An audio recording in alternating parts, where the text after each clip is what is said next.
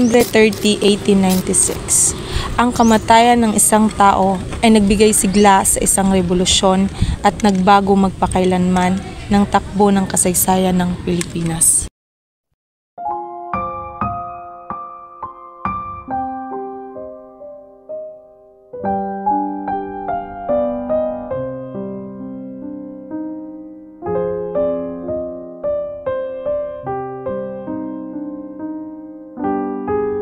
Si Jose Protasio Rizal, isang doktor, manunulat at reformista, ay hindi lamang isang intelekwal.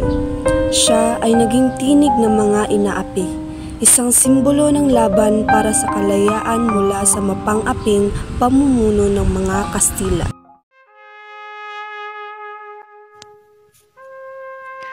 Marami akong pangarap para sa aking bansa.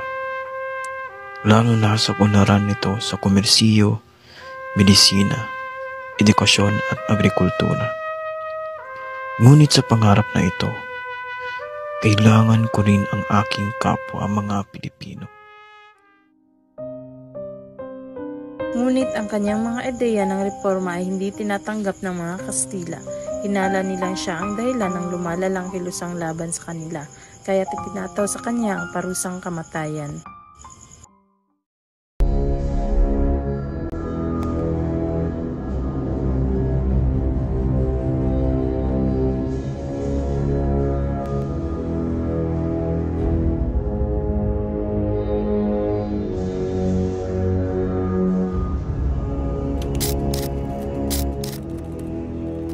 Hindi takot, kundi tapang ang nagpatibay sa kanya. Sa kanyang huling sandali, ang kanyang mga mata ay nagsabi ng higit pa sa mga salitang, "Wala akong nakitang kalayaan para sa Pilipinas. Ngunit umaasa akong darating ang araw na ito ay magiging malaya."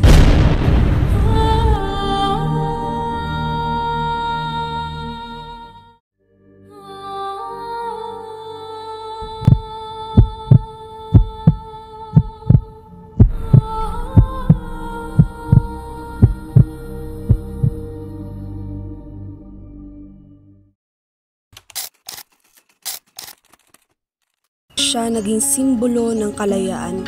Siya ay naging simbolo ng pagkakaisa, sakripisyo at ang hindi matitinag na pangarap ng mga Pilipino para sa isang malayang bansa.